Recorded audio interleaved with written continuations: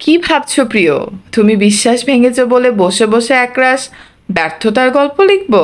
বোকা কোথাকার! কখনোই আমি এমনটা করব না। প্রিয় মানুষটা থেকে অগণিত আঘাত পেলে সবাই তো ব্যর্থতার গল্প লিখে, কিন্তু আমি লিখব তোমায় ছেড়ে যাওয়া ও আমার সফলতার গল্প। হ্যাঁ, তুমি এমন বিশ্বাসঘাতকতা না করলে কষ্ট কি তা আমি বুঝতাম না কষ্টের সাথে লড়াই করে অর্জন করার সার্থকতার মানে। তোমাকে ছেড়ে না দিলে, তোমার থেকে দূরে না সরলে সঠিক মানুষ বলেও যে পৃথিবীতে মানুষ আছে সেটা বুঝতাম না। কি হাসি পাচ্ছে? কিন্তু এটাই সত্য। জীবনের একটা পর্যায়ে আমরা সঠিক মানুষের সন্ধান ঠিকই পাই।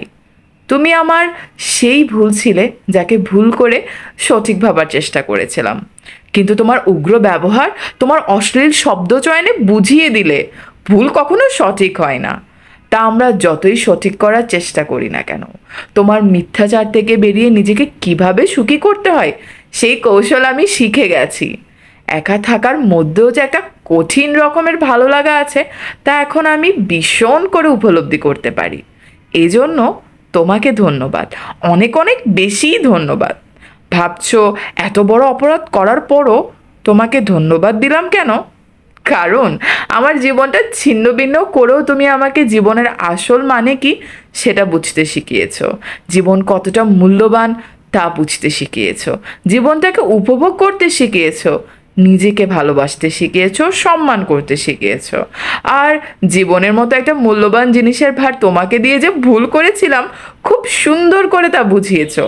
আসলে জীবনের প্রকৃত অর্থ বুঝলে, জীবনকে একবার ট্রিট করা শিখে গেলে কে থাকলো না তা দেখার প্রয়োজনই পড়ে না। তাই বলছি, সব ব্যর্থ প্রেমিক প্রেমিকারা ব্যর্থতার গল্প লিখে না প্রিয়, মাঝে মাঝে ভুল মানুষ ছেড়ে যাওয়ার জীবনে অর্জিত সফলতার গল্পও লিখে।